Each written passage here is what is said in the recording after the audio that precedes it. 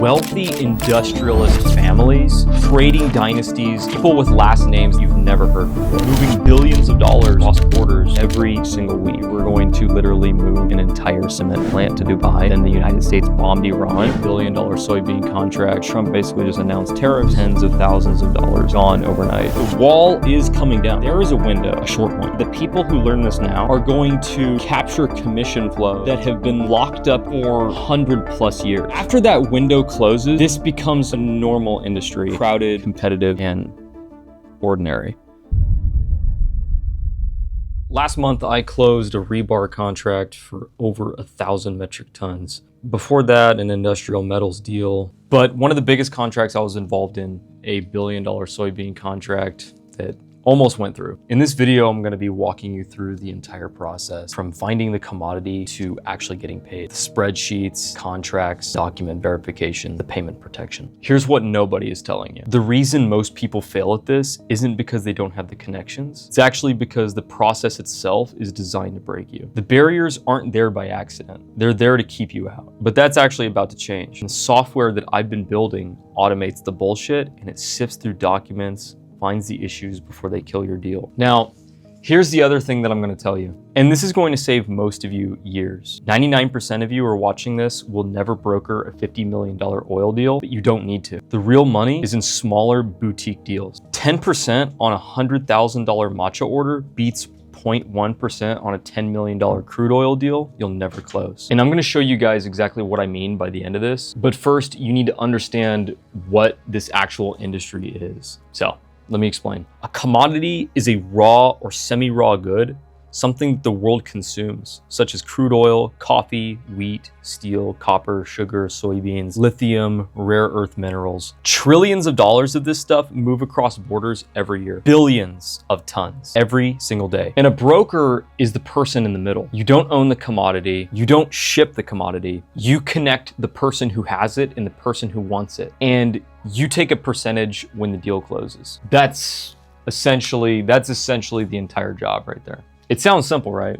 Well, it's not. But the job description is that clean. Now, here's the part that nobody's actually talking about. Who actually does this work right now? It's wealthy industrialist families, trading dynasties in Geneva, Singapore, Dubai, people with last names that you've never heard before, who are basically moving billions of dollars across borders every single week. Most of them inherit this, father to son, grandfather to grandson, 3 generations deep into a network of suppliers and buyers, bankers, custom officials that no one outside of the family will ever be able to access. So if you grew up in a small town in Ohio or a village in the Philippines or a suburb in Berlin, the chances that you will ever bump into a commodity broker in your life is basically 0. You've never met one, and you've probably never heard of the word commodity broker before, like used in a casual conversation. It's just not really a job that you post on LinkedIn. I mean, you can look there yourself. There's really nothing there. Maybe 1 or 2 posts from like Cargill, and you have to have like 20 years of experience and a degree in finance and all sorts of stuff. It's not typically something that they teach in business school or a career path. Not many people just say, oh, I'm going to become a commodity broker. It's deliberately hidden because when you're moving billions of dollars on commission, the last thing you want is more competition. So the commodity world is one of the largest sectors of the global economy. And really almost nobody outside of it has any idea of how it actually works. But that's about to change. The wall is coming down. There is a window, a short one, where the people who learn this now, before everyone catches on, are going to capture commission flows that have been locked up in these Geneva trading dynasties for 100+ years. And after that window closes, this becomes a normal industry, crowded, competitive, and ordinary. But for the next few years, the people who move first on this are going to make an absurd amount of money because the commodity world doesn't know what's coming for it. Now, let's just talk about why most of you are going to fail anyway and what you should do instead of that. So step 1 of any deal is picking a commodity. Most people start here and they immediately make it their first mistake. They go straight for the big stuff: crude oil, iron ore, gold bullion. The famous commodities, these are mature markets, and mature markets have rules and they're brutal. So to play in oil, you need banking relationships, you need legal infrastructure, you need a reputation that takes years to build. You need to know how to actually set up these standby letters of credit, these performance bonds, documentary credits across multiple jurisdictions. You need compliance teams, you need lawyers in 3 countries. You need to be able to absorb the cost when geopolitics kill your deal in 48 hours and you eat tens of thousands of dollars in legal fees. Most importantly, you need to be in the room. The oil traders in Geneva, they know everybody. They've known each other for 30 years. Their fathers knew each other. Walking in cold and trying to broker a 1 million barrel deal is like a high school basketball player walking into the NBA practice and asking for a tryout. The infrastructure to even consider you isn't there. And this is true for every mature market. If you're a beginner, just forget the mature markets completely. That's not where most of you should go. Pick something boutique like special matcha from Uji, vanilla beans from Madagascar, Monaca honey from New Zealand, single origin coffee from the Yirgacheffe region, specialty hardwoods, industrial parts that one factory in Vietnam makes better than everyone else, niche industrial chemicals, things that are valuable because they're rare or specialized, not because they're massive. And these commodities, they have real margin, they have real demand, real buyers who are willing to pay a premium. And the gatekeepers, they haven't bothered to lock them up because the volume isn't big enough for them to care. Now, here's the work. Once you've picked your commodity, you need to understand the supply side. Which farms, which producers, which exporters, who has capacity, who actually delivers on time, and who's a middleman pretending to be a source. For my soybean deal, I spent weeks researching just to identify the suppliers, pulling export records, cross-referencing customs data, checking trade history going back 3 years. And by the time I had a short list of 12 serious producers, I had already burned an entire month. And that's not just one side of the deal. I mean, you haven't talked to a single human yet. Now you reach out, not to pitch to them, but to qualify them. What you're trying to figure out is, are they real?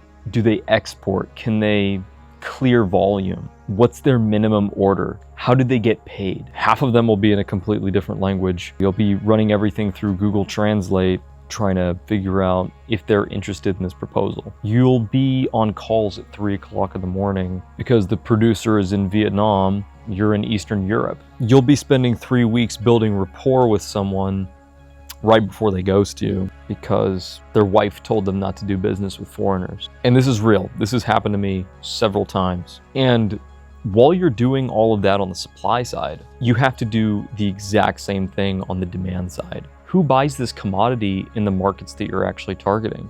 Distributors, importers, specialty retailers, brand owners, industrial buyers, etc. Same scrape, same enrichment, same 50 cold calls, same 50 cold messages, same translation issues, same ghosting. 6 weeks in, you maybe have 3 suppliers, 3 real buyers. None of them know about each other yet. You haven't made a single dollar. And now I want to be honest with you guys about something. 90% of my time in this business is wasted on amateurs. People who have no idea what they're doing. People who've messaged me last week claiming that they could move 1 million metric tons of whatever and just ghosted me when I asked for proof. People who tell me that they have buyers, but they cannot even provide a single shred of evidence to suggest. They can't even produce a single specification sheet. People who keep spamming me, send me your supplier without sending me something first. You're gonna run into these guys every single day. These are the joker brokers, actually a bit worse than joker brokers, but here's the loop. Right? Someone DMs you telling you that they have a buyer. You ask what commodity, what's the volume, what is the destination? Then they give you a vague answer and you ask for a soft offer, right? They say that their buyer is very serious and they need the supplier first. You ask for proof of funds and then they say, oh, it's confidential. 3 weeks of back and forth, getting nowhere, nothing closes. They never had a buyer. They were just trying to extract your supplier so that they could go around you. And this happens constantly. And the reason that it happens is because the majority of people in this industry don't really understand the fundamentals at all. They don't understand the process. They don't understand the risk.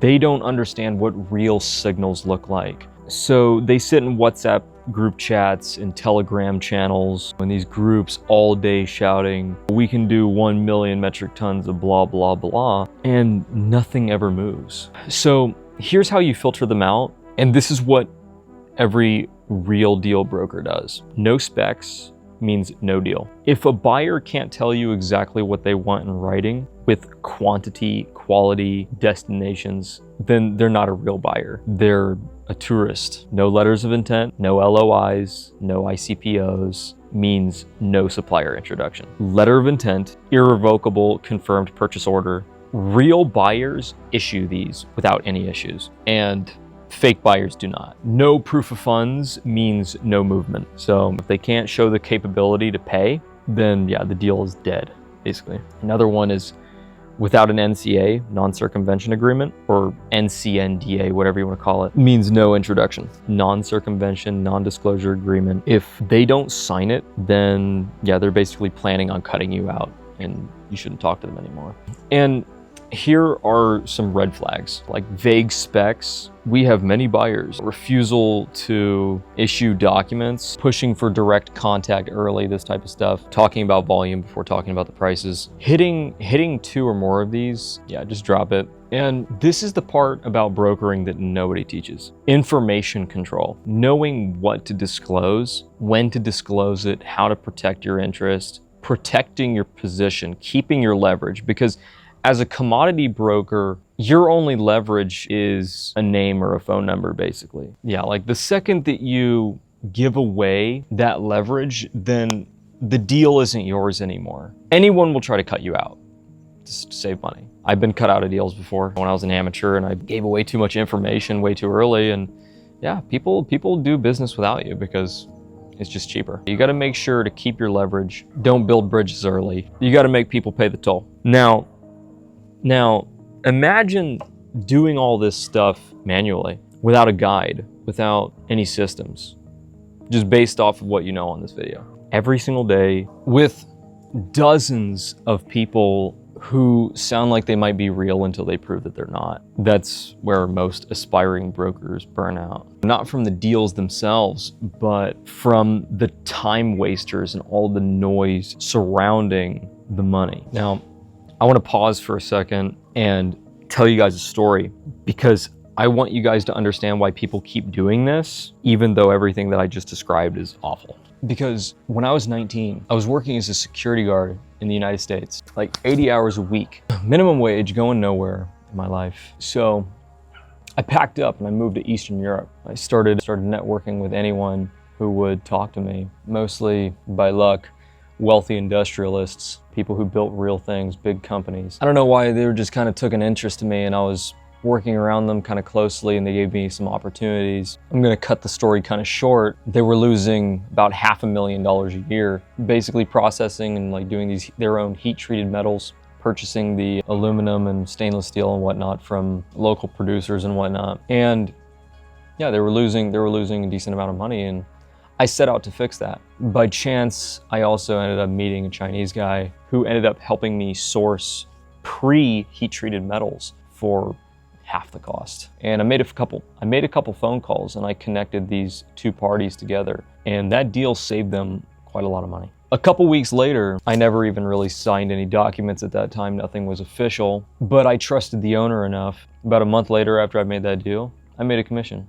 My first commission. I was 19 years old and I had just made more from a couple phone calls than I made in a single year working 80 hours a week as a security guard. And that moment is why I'm still in this business. Because when a deal works, it works. It really works. The numbers are absurd. 10% on a $100,000 order is $10,000 for just connecting two people. One who needs to get rid of the product, one who's selling the product, and one who needs it. Supply, demand, connecting these two, and you get paid, right? 1% of a million is the same. So I get why people want in, like I really do. But the question is how you actually get there without burning 2 years figuring it out or more. So let me show you what I mean. You've got 3 suppliers, you've got 3 buyers. You become the translator between 2 parties that don't speak the same language. And I don't just mean literally. The supplier sends you a quote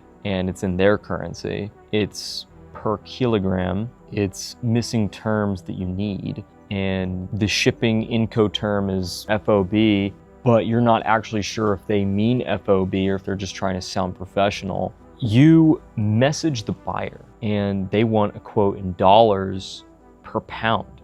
They want CIF, not FOB. They want to know the shipping, insurance, payment terms, lead time, quality certifications, country of origin documentation, lab results, all that stuff. Now you're in the middle and you're converting kilograms to pounds. You're converting their currency to dollars. You're calculating what's left for you after shipping.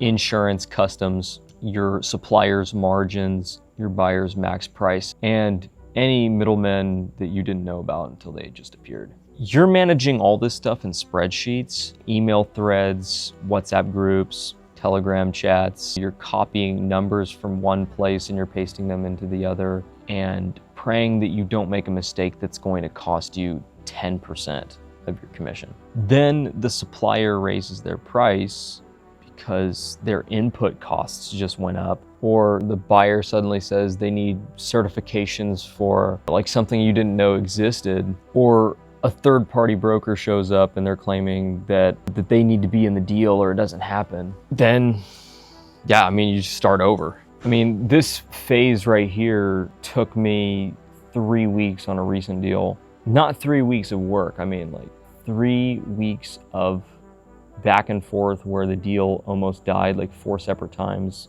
Very stressful. And I'm someone who's done this dozens of times. If you are new, plan for this to take you like 2 months. And so once you've gotten everyone to agree in principle, the documents start verified, cross-checked, and every single one is an opportunity for your deal to die. Here's an example. I had a cement plant deal lined up, $750,000 commission for me alone. This took months of work and building rapport with my buyer, months of work, documentation, documents were in motion. The buyer was ready, the supplier was ready. I mean, we were going to literally move an entire cement plant to Dubai, and then the United States bombed Iran.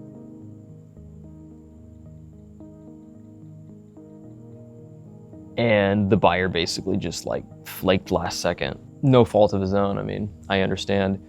I wouldn't invest in a country that's like actively being fired upon by missiles and shit. But yeah, like everything just dried up overnight. The deal died. And like that wasn't even a documents problem. That's just geopolitics killing your deals because you just happen to be moving on the wrong day or the wrong month or the wrong year or whatever. Just because, but the documents themselves are their own nightmare. Like suppliers will send you fake certificates of origin. Buyers will send you proof of funds that are completely fake. Buyers will send you proof of funds that just ended up being a screenshot of somebody else's bank account. You also have to be pretty careful about like AI generated stuff. It's pretty easy to fake stamps and documents and whatnot. You'll get a quality spec sheet that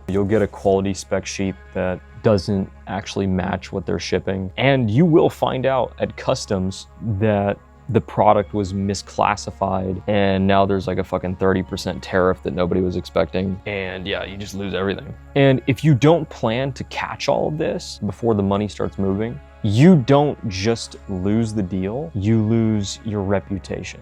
Because the buyer is going to ultimately blame you, the supplier will blame you, and in this industry, reputation is everything. Your reputation is the only reason that anyone is going to take your call. This is the moment in the process that basically everyone just quits. Now, I want to pause for a second here. Everything that I just described, the verification, the document review, the cross-checking, the fraud detection, the time wasters, the qualification loops, the back and forth shit. That's exactly what the software handles. You upload the documents, it reads them, it flags for inconsistent. It tells you when something isn't adding up. It tracks world events in real time. And there's more, like a lot more stuff that I can't talk about yet. And I'm not gonna sit here and tell you that this software is going to make brokering like super easy, but the parts that should never have been your job in the first place, the manual documentation checking, the spec sheet comparisons, certificate verifications, counter fraud, the endless filtering of fake operator noise, yeah, like that's all gone now. What you are going to be left with is the actual work, building relationships, negotiating, closing deals, like the stuff that humans are actually good at. And hold that thought, because I haven't even gotten to the worst part yet. So the documentation is all signed, everything's signed. Now you actually have to get paid. And this is where 90% of brokers get screwed. If you're working on a small boutique deal, payment is mostly straightforward, like wire transfer, escrow, maybe like a milestone payment structure. It's pretty simple. Like anybody can manage it. But the second that you start playing in the big leagues, you're dealing with these banking instruments, like serious finance stuff, standby letters of credit, documentary letters of credit, performance bonds, like bank guarantees, stuff like this. Each one of them is a completely different contract, like legal structure. Each one of them has different rules. Each one can be triggered or voided based on language buried 12 pages deep. It's like seriously fucked up. I'll give you an example. The soybean deal that I told you guys about, 1.2 million metric tons, like $1 billion value worth of soybeans. This structure required a documentary letter of credit at site, payable through a top 50 bank, with confirmations across 3 different financial institutions in 2 different jurisdictions. Setting that up took weeks off of my life. Weeks of coordination. I mean, just on the bank side, I mean, we had lawyers in 3 different countries, compliance reviews, sanction screenings, trade finance specialists, all sorts of stuff. And then Trump basically just announced tariffs, and the Chinese state-operated enterprise that I was working with pulled out in 48 hours because the math no longer worked. Months of work, tens of thousands of dollars in legal and compliance fees basically gone overnight. This is what playing in the big leagues looks like. The deals are massive, the commissions are millions, but also the moats are massive too. You need a bank relationship, and if you don't have a decent network kind of carved out for you, connections in the industry, then yeah, you can't just jump in on it. You need legal infrastructure, compliance teams, and you need to be able to absorb some cost when geopolitics kill your deal.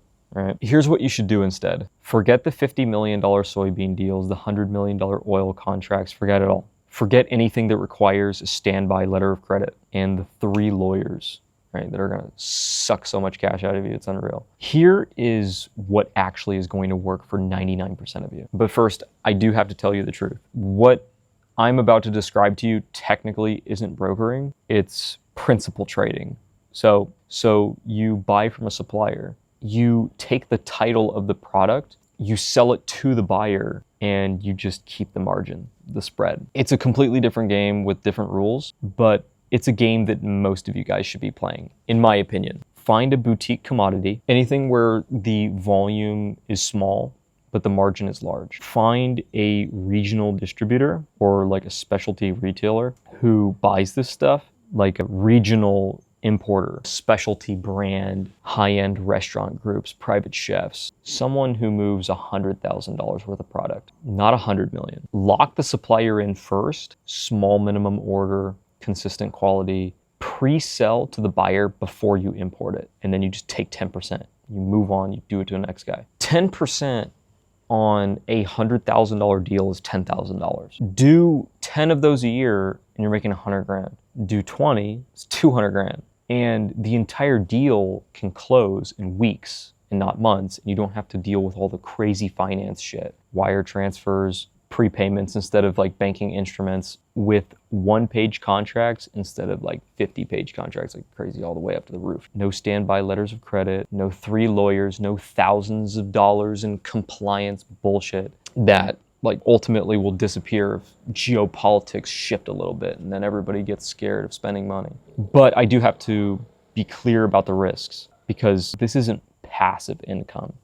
Not usually. You're taking title of the product. That means if your buyer doesn't pay, you're holding inventory, and if your supplier delays shipment, then your buyer is calling you, not them. And if your quality doesn't match what was promised, well, that's going to be your problem to fix. So you need cash flow, like even a small amount. You need to actually sell, not just connect people. And if you're moving food or alcohol, you need to be thinking about the licensing, import regulations, duties, and storage. And that's where most easy margin goes to die. So the broker world is 90% talk and basically no control. But principal trading is 70% execution, 30% sales. You actually touch the money, which means you actually have to deliver. But the people who do this right, who control one niche and they execute consistently, are the ones who are quietly building 8-figure businesses, sometimes even 9, while everyone else is sitting in Discord, group chats, Telegram, whatever, shouting about deals that never close. Even if one plopped down on their lap, they wouldn't be able to figure it out anyway. So yeah.